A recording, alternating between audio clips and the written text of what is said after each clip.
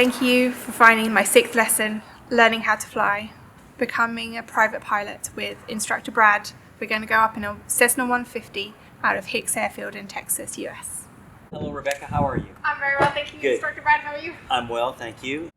And on this, in accordance with the syllabus, we've got normal takeoff and climb, which you've already done. So it's going to kind of be a review. Normal approaches and landings, cockpit management. Then we're going to be doing maneuvering during slow flight. So we'll be going out to the practice area, out west of the Eagle Mountain Lake. We're going to be going through power off stalls, power on stalls, stall awareness, spin awareness, use of flaps, and the practice area operations. So I want to talk a little bit about stalls. Yay! Stalls. Exactly what I want to be practicing. Today we do a little bit of everything that we've already done. We have some crosswind, we do stalls, and we go to a towed airport. Now Brad is going to talk about why we're doing stall practice. It's not possible to spin the airplane without stalling it first, because a spin is nothing more than an aggravated stall. You place the aircraft into a stalled condition, then you give it a rotational component by use of the rudder.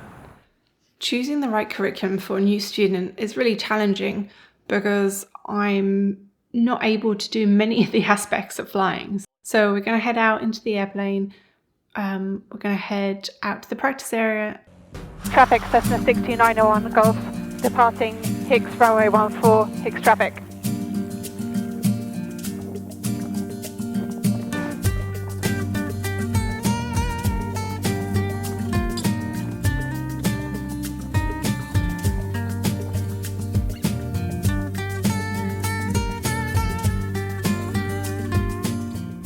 The practice area is an area of airspace which isn't used very much and has low population underneath us.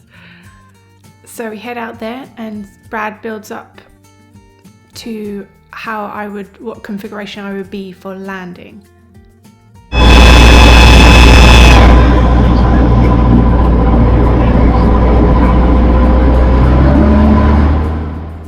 And Brad is still really with me on the controls. He's making sure that the airplane is stable and that we're recovering effectively from a stall. Now I wish I could show you what it looked like from outside the airplane, but this is the footage that I got from the camera pointing outside the front of the airplane. Unfortunately, I am learning all of the camera skills and sometimes it just doesn't work. Here Brad is demonstrating how the ailerons and the controls are really mushy in slow flight. They have very little impact. It's not really that I hate this experience, it's just that I find it almost impossible to want to get into this position. And so Brad is always pulling back, make sure we actually get into the stall, and clearly is helping me recover too. And this is the point where we stop doing stalls and head over to a towed airport. We have to get the weather first. 23530, wind 160 at 13, visibility 10, sea clouds at 4,500, temperature. So I haven't shown getting into the traffic pattern and coming down on 16. Here I am doing my first landing of the day, which kind of went pretty smoothly really. Brad is still tweaking the controls and helping me through it. And here is a not so good landing example.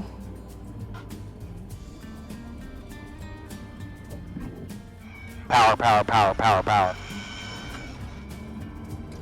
Thank you. Didn't mean to get you excited there. I just needed power.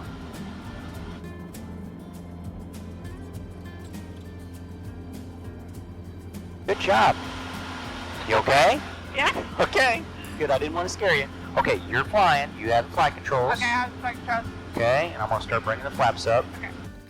And so we head back to our home airport and attempt a landing on a much smaller runway. Let's see how I do on this one.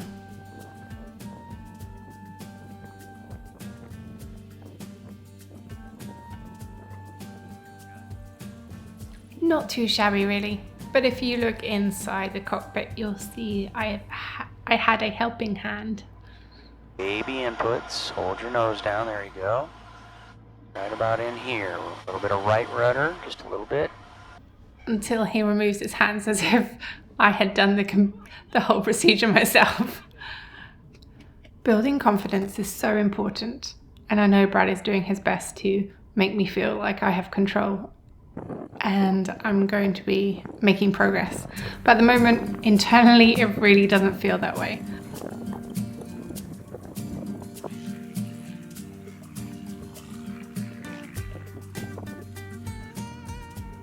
We went to a practice area and we did some slow flight. Yep. And you saw how mushy the controls get, and when we don't have airspeed over the wings. Yep. So we did some slow flight, and then we did a power on stall. Yep. And a power off stall. Yep. Right? Yep. Then we went to Alliance, we did some landings. I showed you on the first approach, we showed how the ailerons control drift along the runway center line. Yep. And we point the nose with the rudder pedals. Okay? So we can fly right down the center line, just pointing the nose with the rudder pedals either side. We control the drift, as we call it, left or right of the center line with the ailerons. Right. This was the bit of the lesson that Brad is just talking about. We just flew down the center line, staying ground effect, trying to figure out what ailerons and rudder do. Hold that. You can change where you're at on the center line with the ailerons. Add me just a little bit of power. Okay, right there. Now watch, if I want to come left, I can come left and I'll come off the center line.